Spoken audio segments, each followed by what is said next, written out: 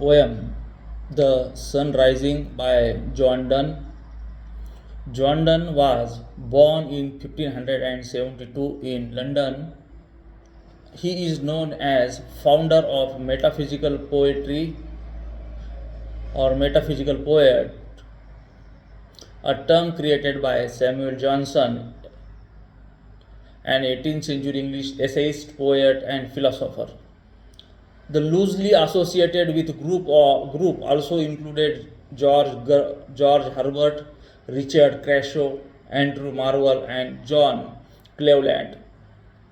The major physical poets are known for their ability to startle the reader and coax new perspective through paradoxical image, subtle argument, inevitable syntax, and imagery from art, philosophy, and religion using an extended metaphor known as conceit. Donne reached the beyond the rational and hierarchical structure of 17th century with his exciting and ingenious conceits, advancing exploratory spirit of this time. Here, the poem prescribed for our syllabus, that is the Sun Rising. Sun Rising is a poem written by John Donne. John Donne wrote wide range of social satire, serums, holy sonnets, elegies, and love poems throughout his lifetime, and he is perhaps best known for the similarities between his erotic poetry and his religious poetry. Much of his work, including The Sun Rising, was published after his death in the 1633. Collection songs and sonnets. In The Sun Rising, the speaker orders the sun to warm his bed so that he and his lover can stay there all day instead of getting up to go work. The poem's playful use of language and extended metaphor exemplifies Donne's style across his work, erotic and religious alike. This one is the introductory information of our poem. I will read the poem. Busy old fool, unruly sun, why dost thou thus through windows and through curtains call on us? Must to the motions lovers' seasons run? Saucy, pedantic rage go cheat. Let schoolboy and sore prentice go tell court huntsman that the king will ride. Call country ants to harvest officers. Law all alike, no season knows war climb, nor hours, days, months, which are the rags of time.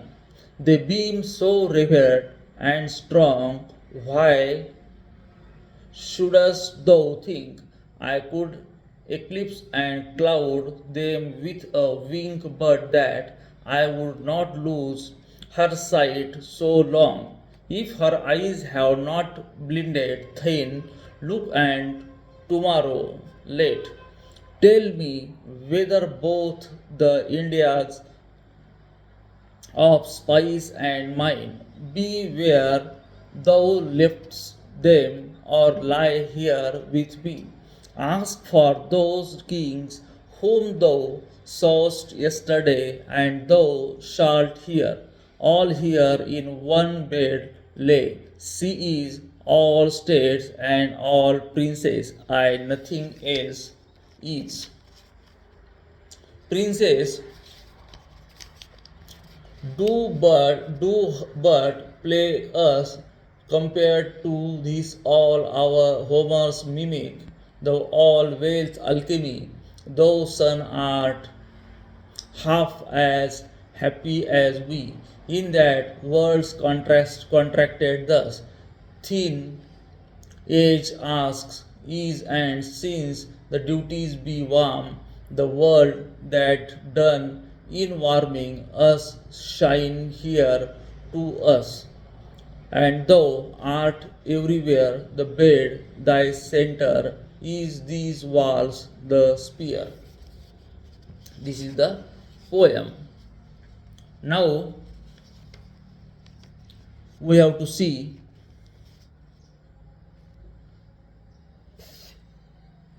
the central idea of the poem. The Sun Rising is a poem written by English poet John Donne. John Donne wrote wide range of social satire, holy sonnets, elegies, love poems throughout his lifetime, as I have mentioned earlier. And he is perhaps best known for the similarities between his erotic poetry and his religious poetry. Much of his work, including The Sun Rising, was published after his death in 1633. Collection Songs and Sonnets in The Sun Rising.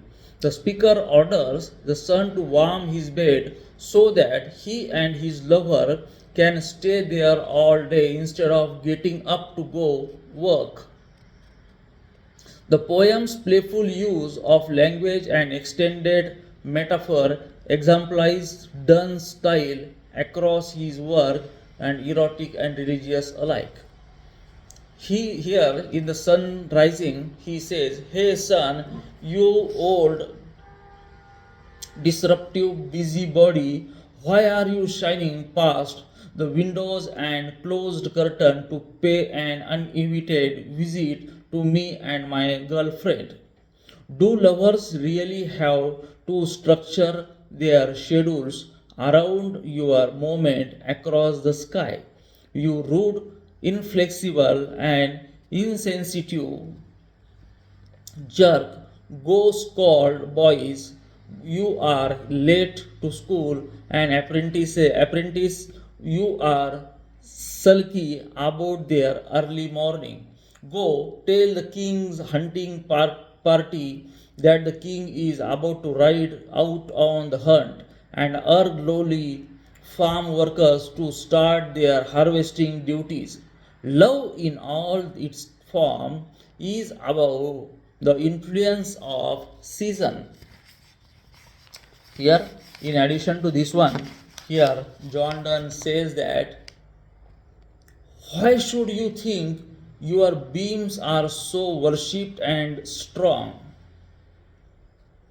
I could block them out by closing my eyes, except that I wouldn't want to stop looking at my lover that long. Assuming that her eyes aren't so bright that they have blinded, yours go check and tomorrow evening tell me whether both the East and Indies and West Indies are where you left them, or whether they are right here next to me. Ask to see the kings you saw yesterday, and you will hear that they are all lying here in this bed. My lover is every country, and I am every prince. Nothing else exists, princess, only pretend to be us. Compared to our love, all honor is a cheap copy, and all wealth is futile. Attempt to attain riches. You, son, should be half as glad as we are that the whole world fits here in the bedroom. Your old age demands that you take it easy because your job is to keep the world warm. You can do your job by keeping us warm, by shining here on us. You can shine everywhere. This bed is your center, and the bedroom walls are the outside boundaries of solar system. Here he speaks about the authority of love. He speaks in sun rising. The speaker wants to bend the rules of the universe rather than allowing the sun's motions across the sky to govern the way the speaker spends his time. The speaker challenges the sun authority and claims that love gives him, that is the speaker to the speaker, the power to stay in bed all day with his lover. In this way, the poem elevates the importance and power of love above work, duty, and even the natural rhythms of the day itself. From the starting point, the speaker talks down to the sun, robbing it of the authorities it presumes to have when it shines through windows and through curtains upon lovers in the morning. In the first line, the speaker appears as busy old fool and unruly. This language suggests that not only is the sun foolish, but also it ought to be ruled by some greater authority that it's failing to heed. Although the speaker concedes that the sun is free to rule over the late school boys, as well as several other parties for whom the speaker seems to have little respect. He claims that all he would have to do, eclipse and cloud, the word is used there in the poem, eclipse and cloud. The sun would be close his eyes. The ease of this action demonstrates that the sun is indeed foolish to think that its beams are reverted and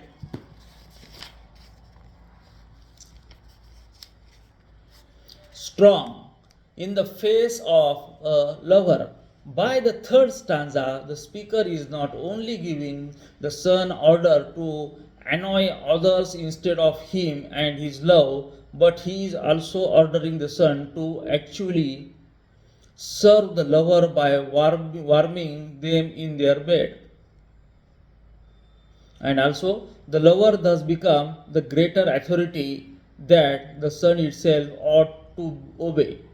By asserting himself as the ruler of the sun, the speaker claims the authority to identify to indefinitely extend the dawn so that he can stay with his lover. The speaker asks the sun early on must to the motions lover season run.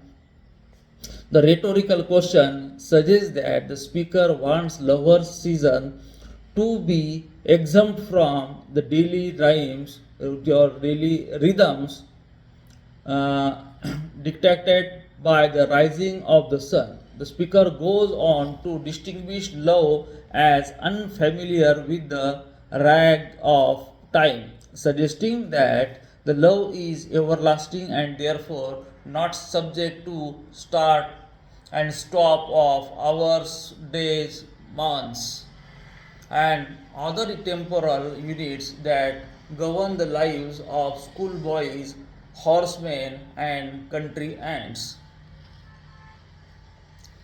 Here, he also speaks about love.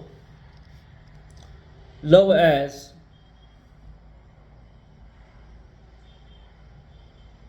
love like much of Donne's poetry, the sunrising used the metaphor to pack the entire world into a small space.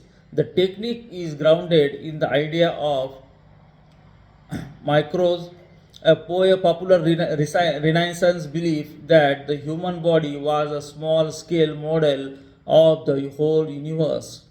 In the case of the sun rising, the small space is not single body but rather the lover's bed.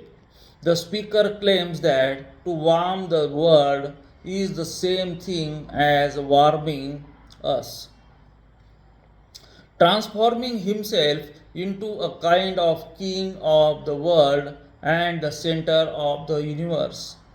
In fact, love is the poem so grand that the universe itself exists within the relationship between the two lovers.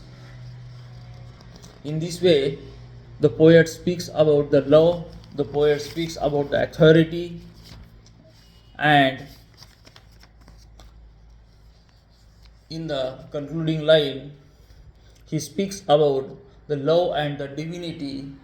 The speaker's inflation of this importance in relation to political rulers is